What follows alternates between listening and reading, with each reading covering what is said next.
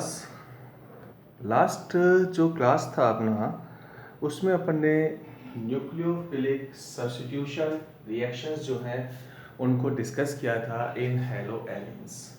वहाँ अपन ने नोट किया था कि न्यूक्लियोफिलिक सब्स्टिट्यूशन के लिए रिएक्टिविटी कम होता है हेलो एलिन्स का। रीज़न देखा था अपन ने, उसका रीज़न थे 4 पॉइंट थे: hybridization, resonance, electron density maximum होना बेंजीन पे, और फोर्थ वन था अपने पास instability of phenyl cation. Next अपन ने कहा था उसकी रिएक्टिविटी को इंक्रीज कर सकते हैं अपन। इंक्रीज करने के भी अपन ने पॉइंट्स नोट किए थे कि नाइट्रो ग्रुप या इलेक्ट्रॉन विड्रॉयल ग्रुप को ऑर्थो पैरा पोजीशन पे अगर अपन ऐड कर दें तो उस केस के अंदर अपने पास रिएक्टिविटी इंक्रीज होता है। आज अपन करेंगे हेलो एलिन्स के next chemical properties. Next reaction है अपने पास reactivity with metals. Reactivity with metals. Metals के साथ हेलो एलिन्स की क्या रिएक्टिविटी है? तो जैसे अपने पास वुड्स रिएक्शन था, वैसे इसमें फर्स्ट रिएक्शन है फिटिक रिएक्शन। क्या होता है फिटिक रिएक्शन के अंदर? वुड्स रिएक्शन में अपन ने क्या किया था? एल्काइल हाइड के 2 मॉलिक्यूल्स लिए थे।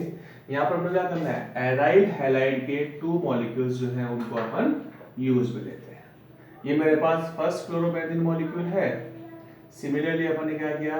सेकंड क्लोरोबेंजीन का मॉलिक्यूल लिया। दोनों को रिएक्ट किया अपन ने ड्राई ईथर की प्रेजेंस में। तो क्या होगा? NaCl जो है वो रिलीज हो गया, देन फॉर्म डाइफिनाइल। ठीक है, डाइफिनाइल का फॉर्मेशन होता है, diphenyl.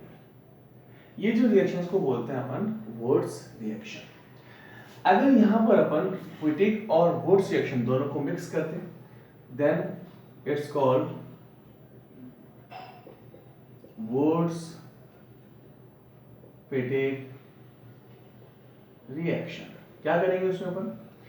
1 molecule of aryl halide and 1 molecule of alkyl halide react in dry ether, then form alkyl benzenes। तो यहाँ पर अपन ने मिथाइल क्लोराइड के साथ रिएक्शन किया है तो फॉर्मेशन हो गया टॉलुइन का। तो कोई भी एल्काइल बेंजीन का फॉर्मेशन इस मेथड से कर सकते हैं। This reaction is called Wurtz Fittig reaction. ठीक है, नेक्स्ट पॉइंट अपन डिस्कस करें। रिएक्शन है, अगर सपोज करें अपन डाइफिनाइल जो है उसी को अगर अपन रिएक्ट करते हैं, किसके साथ रिएक्ट करें? डाइफिनाइल को अपन, डाइफिनाइल को रिएक्ट किया मैंने, सॉरी डाइफिनाइल नहीं, हेलो एलिन्स जो है उलमैन रिएक्शन बोलते हैं इसको अपन, उलमैन रिएक्शन। बट यहां पर अपन चेंज क्या करेंगे? आयोडोबेंजीन लेते हैं। आयोडोबेंजीन का रिएक्शन किया अपन ने कॉपर के साथ। जब आयोडोबेंजीन का कॉपर के साथ रिएक्शन करते हैं अपन, तो उस केस के अंदर 2 mole of copper, then form diphenyl plus Cu2I2, cuprous iodide का फॉर्मेशन होता है।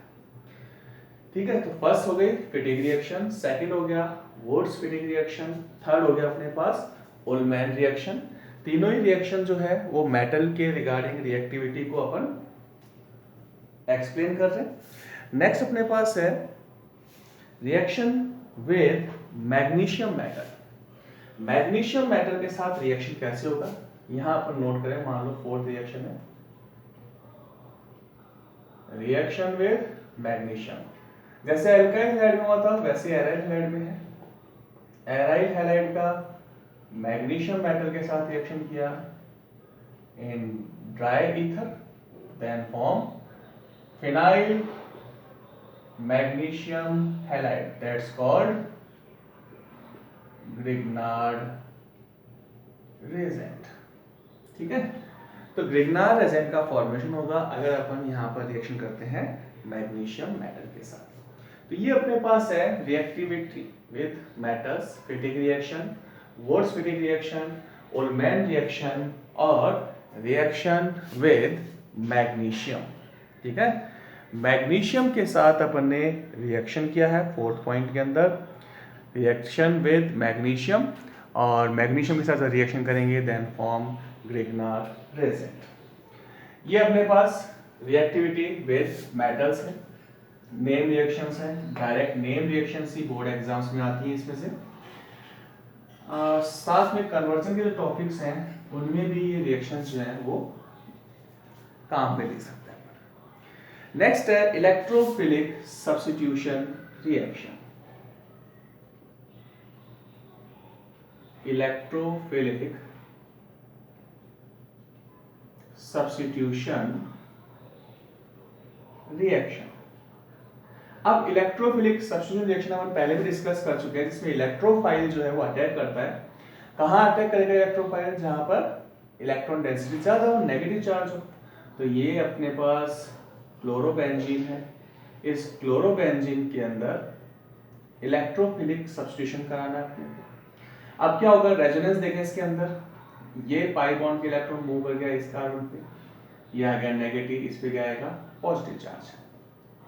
तो उस केस में यहाँ ऑर्थो पोजीशन पे आ गया नेगेटिव चार्ज, और Cl ने अपना नॉन पे डोनेट किया इसलिए इस पे आ गया पॉजिटिव चार्ज। नेक्स्ट क्या होगा, ये इलेक्ट्रॉन से मूव कर जाएगा, यहाँ आ गया नेगेटिव चार्ज, ये हो गया पॉजिटिव। नेक्स्ट इलेक्ट्रॉन इस पे मूव किया, ये आ गया नेगेटिव, ये आ गया Cl पॉजिटिव, और फाइनली जो है इलेक्ट्रॉन वापस इस पे मूव कर जाएगा देन फॉर्म क्लोरोबेंजीन। तो यहाँ पर अपन ने क्या नोट किया कि जो हेलोबेंजीन है उसमें रेजोनेंस के थ्रू ऑर्थो और पैरा पोजीशन पे नेगेटिव चार्ज आता है, और इलेक्ट्रोफाइल जो होता है वो कैसा होता है, पॉजिटिवली चार्ज होता है। तो पॉजिटिव इलेक्ट्रोफाइल कहाँ अटैक करेगा, ऑर्थो और पैरा पोजीशन पे। इट मींस अपने पास हेलोबेंजीन जो है वो ऑर्थो पैरा डायरेक्टिव होता है। अब एक पॉइंट आता है कि Cl जो है उसका तो नेगेटिव इंडक्टिव इफेक्ट है, और नेगेटिव इंडक्टिव इफेक्ट वाला ग्रुप जो है वो तो बेंजीन से इलेक्ट्रॉन को विड्रॉ करेगा। तो उस केस के अंदर यहाँ पर ऑर्थो और पैरा पे नेगेटिव चार्ज कैसे आया? तो यहाँ पर Cl जो होता है, जो हैलोजेंस होते हैं, उसका दो अपोजिट बिहेव होता है। एक होता है अपने पास इंडक्टिव इफेक्ट, दूसरा होता है रेजोनेटिंग इफेक्ट। तो हैलोजन का नेगेटिव इंडक्टिव इफेक्ट है, इट मींस उसकी बेंजीन से इलेक्ट्रॉन को विड्रॉ करने का नेचर है, बट साथ में इसका पॉजिटिव रेजोनेटिंग इफेक्ट भी होता है, जिसके कारण इलेक्ट्रोफाइल ऑर्थो और पैरा पोजीशन पे डायरेक्टेड होता है। But inductive effect dominating factor होता है, इसलिए यहाँ पर ऑर्थो और पैरा पोजीशन पे सब्स्टिट्यूशन तो होगा, बट हेलोबेंजीन जो होता है, क्लोरोबेंजीन जो है, उसका इलेक्ट्रोफिलिक सब्स्टिट्यूशन की रिएक्टिविटी बेंजीन के कंपैरिजन में कम होता है। रीजन, क्योंकि इसका नेगेटिव इंडक्टिव इफेक्ट के साथ साथ पॉजिटिव रेजोनेटिंग इफेक्ट है, और नेगेटिव इंडक्टिव इफेक्ट वाला ग्रुप क्या करता है, इलेक्ट्रॉन को विड्रॉ करता है, इसलिए इसकी रिएक्टिविटी जो है वो कम होती है। यानी halogen electron positive resonative effect के थ्रू ऑर्थो और पैरा पे नेगेटिव चार्ज आ तो रहा है, लेकिन बेंजीन कंपैरिजन में जो इसका अमाउंट है वो कम होता है, इसलिए रिएक्टिविटी डिक्रीज हो जाती है। अब अपन इलेक्ट्रोफिलिक सब्स्टिट्यूशन की जो कॉमन रिएक्शन है, कैरेक्टरिस्टिक प्रॉपर्टीज हैं, वो सारी रिएक्शंस आ जाएंगी इसके अंदर। क्या क्या रिएक्शंस हैं? बहुत सिंपल सा है। फर्स्ट अपन बात करें हैलोजिनेशन।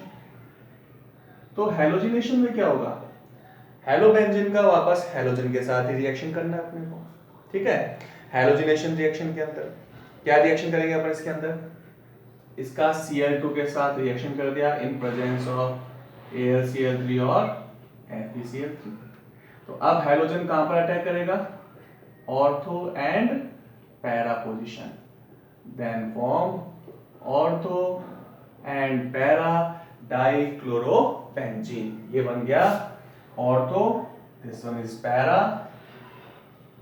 डाइक्लोरोबेंजीन। इसमें हमेशा पैरा प्रोडक्ट जो होता है वो मेजर होता है, और ऑर्थो प्रोडक्ट जो होता है वो हमेशा माइनर होता है। उसका रीजन, क्योंकि जो अपने पास ऑर्थो प्रोडक्ट होता है उसमें स्टेरिक हाइड्रेट्स आता है। सेकंड अपने पास है nitration. Nitration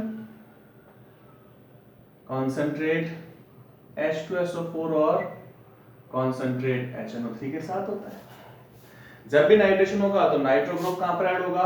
ortho and para positions पे। ये आ गया ऑर्थो पे और पैरा पोजीशन पे नाइट्रो ग्रुप आ गया। देन फॉर्म ऑर्थो और para chloro nitro benzene. This one is ortho, this one is para chloro nitro benzene. ठीक है, मेजर प्रोडक्ट वही अपने पास, पैरा जो है वो हमेशा मेजर प्रोडक्ट होगा। नेक्स्ट अपने पास है सल्फोनेशन रिएक्शन। सल्फोनेशन में क्या करेंगे अपन? कॉन्सेंट्रेट सल्फ्यूरिक एसिड के साथ रिएक्शन करेंगे तो सल्फोनिक ग्रुप जो है वो कहां पर ऐड होगा? ऑर्थो एंड पैरा पोजीशन पे। सेम वही रिएक्शन जो 11th में अपन ने कैरेक्टरिस्टिक प्रॉपर्टी डिस्कस की थी बेंजीन की, वो सारी कैरेक्टरिस्टिक रिएक्शन शो कर रहा है। क्या बन गया? Ortho and para chloro benzene sulphonic acid. ठीक है, तो ये बन गया अपने पास ortho para chloro benzene sulphonic acid. Next अपने पास जो रिएक्शन है वो रिएक्शन है अपने पास Friedel craft alkylation and Friedel Craft acylation reaction. यहां अपन लिखे फ्रीडल क्राफ्ट रिएक्शन।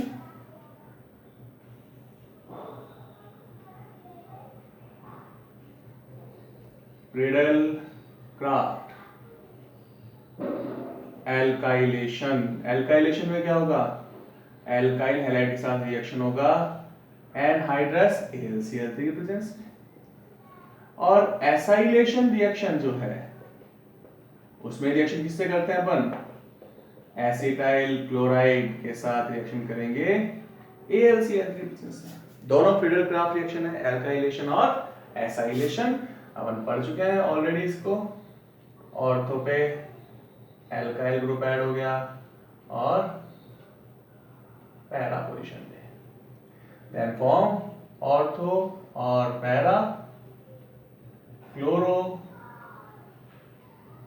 टॉलुइन। और अगर एसाइलेशन करेंगे तो एसाइल ग्रुप जो है वो ऐड होगा ऑर्थो पोजीशन पे और पैरा पोजीशन पे। Then it's called ortho and para chloro acetophenol. तो ये अपने पास 5 कैरेक्टरिस्टिक रिएक्शंस हैं बेंजीन की। बेंजीन कंटेनिंग कंपाउंड जो होते हैं उनमें ये कैरेक्टरिस्टिक रिएक्शंस होती हैं जो अपन ने हेलोबेंजीन में नोट किया। कौन कौन सा है? हेलोजिनेशन, हेलोजन के साथ रिएक्शन किया अपन ने लुईस एसिड की प्रेजेंस में, then form ortho para dichlorobenzene. Nitration, concentrate H2SO4 HNO3 के साथ रिएक्शन किया, नाइट्रो कंपाउंड ऐड हो गया। सल्फोनेशन में sulphonic group. Friedel craft alkylation reaction में एल्काइल ग्रुप ऐड होता है ऑर्थो और पैरा पोजीशन में, then form ortho para chloro toluene.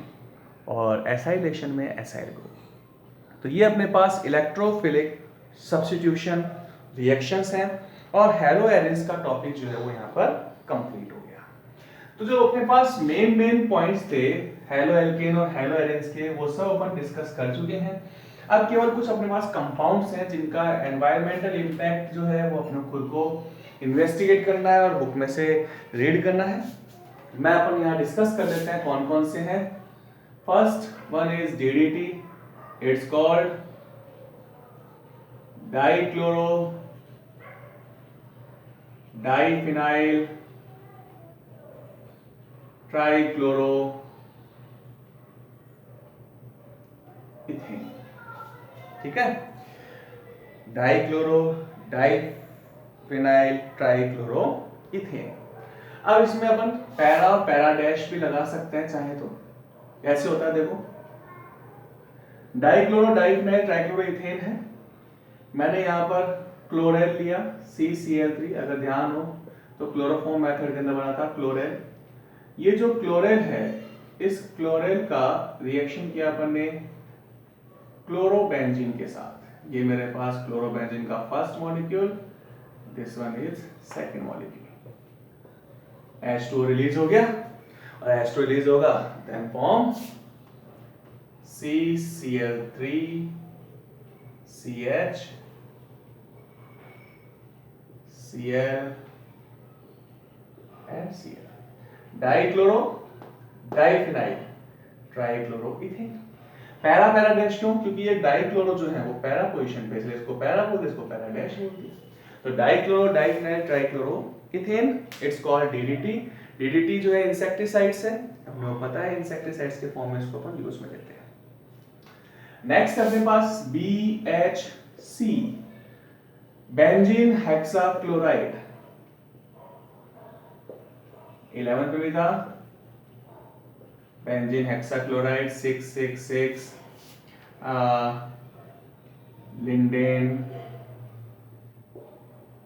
गैमेक्सेन, ठीक है, ये सब इसके नेमिंग है। क्या किया अपन ने, ये जो बेंजीन है इसका क्लोरीन के साथ रिएक्शन किया सनलाइट में, तो पाई बॉन्ड ब्रेक हो जाएगा और हर एक पोजीशन के ऊपर हाइड्रोजन के साथ साथ क्लोरीन जो है वो ऐड होता है। तो number of carbon 6, number of hydrogen 6, number of chlorine 6, then form C6H6Cl6, 666 benzene hexachloride, lindane और गैमेक्सेन। ये भी अपने पास इंसेक्टिसाइड्स है। नेक्स्ट अपने पास है फ्रेयॉन्स। फ्रेयॉन्स अपन ने डिस्कस किया था टेट्रा हैलाइड्स के अंदर, जिसको क्लोरोफ्लोरोकार्बोनिल बोलते हैं। CCl4 के साथ अपन ने रिएक्शन किया था HF का in presence of antimony pentachloride, then form CCl2F2 plus 2HCl. This one is called freon. It's called chlorofluorocarbon, क्योंकि क्लोरीन भी है, फ्लोरीन भी है और कार्बन भी है। फ्रेयॉन्स के अंदर अपन नेमिंग जो करते हैं वो इस ऑर्डर में करते हैं, फ्रेयॉन देन X Y Z, यहाँ पर नंबर्स आते हैं। ये नंबर्स क्या इंडिकेट कर रहा है? X indicate number of carbon in molecule -1, number of hydrogen in molecule +1 and number of fluorine। इस कंपाउंड में कितने कार्बन है? केवल एक कार्बन है, तो X की वैल्यू क्या आएगा? अपन ने पहले क्या लिखा है इसके अंदर, फ्रेयॉन। X नंबर ऑफ कार्बन -1, कितने कार्बन है? एक कार्बन है, तो 1 - 1 इक्वल टू कितना हो गया? 0। नंबर ऑफ हाइड्रोजन कुछ भी नहीं है, 0 है, तो 0 + 1 इक्वल टू कितना हो गया? 1। नंबर ऑफ फ्लोरीन कितना है? 2 है, तो क्या बन गया? फ्रेयॉन 12। ये जो क्लोरोफ्लोरोकार्बन होता है, फ्रेयॉन्स होता है, इससे अपन फ्रीजिंग एजेंट्स के फॉर्म में यूज में लेते हैं। AC, रेफ्रिजरेटर, इन सब के अंदर इसका यूज होता है। तो ये अपने पास कुछ इंडस्ट्रियल कंपाउंड्स हैं जिसमें अपन ने नोट किया, DDT है, BHC है और फ्रेयॉन है।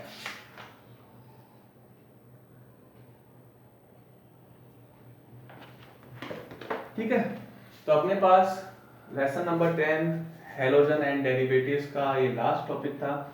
आज हैलोजन और डेरिवेटिव्स कंप्लीट हो गया। अब कुछ क्वेश्चंस हैं कि बोर्ड एग्जाम में क्वेश्चंस जो है वो किस टाइप से आ सकते हैं। डायरेक्ट नेमिंग आया हुआ है, DDT, BHC, फ्रेयॉन्स का यूजेस आया हुआ है। इसके अलावा अपने पास कंपैरिजन आता है कि benzyl chloride more reactive than chlorobenzene towards nucleophilic substitution। Reason, यहाँ पर क्लोरोबेंजीन से बनता है फिनाइल कैटायन, जिसमें रेजोनेंस पॉसिबल नहीं है, कैटायन अनस्टेबल है, इसलिए रिएक्टिविटी कम होता है।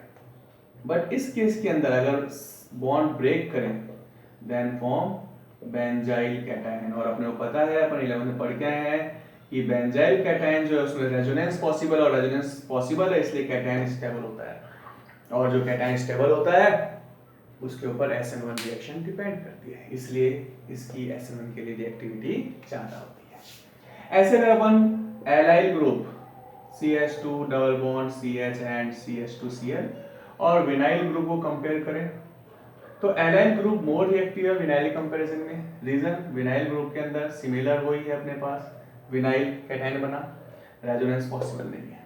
बट एलाइन कैटायन जो है उसमें रेजोनेंस पॉसिबल है। ये इलेक्ट्रॉन इस पे मूव कर गया, then form CH2 positive, CH double bond CH2। It means allyl cation is more reactive than vinyl cation. तो इस टाइप के रीजनिंग क्वेश्चन जो है बहुत पॉपुलर क्वेश्चन है, बोर्ड एग्जाम में ये क्वेश्चन कई बार आया हुआ है, तो बहुत अच्छा और इम्पोर्टेंट क्वेश्चन है। तो ये हो गया अपने पास चैप्टर कंप्लीट। सैटरडे को आप लोगों के पास रिवीजन क्लास है, रिवीजन कर सकते हैं अपन, कोई डाउट हो क्लियर कर सकते हैं। देन नेक्स्ट वीक के अंदर इस चैप्टर का टेस्ट लेंगे। टेस्ट के लिए मैंने आपको लास्ट जो आज का वीडियो था उसमें भी, कल का वीडियो था उसमें ही बताया था, और आज फिर मैं बोल रहा हूँ आप लोगों को कि जो टेस्ट है उसमें या तो अपन पार्ट के फॉर्म में ले सकते हैं या कंप्लीट सिलेबस।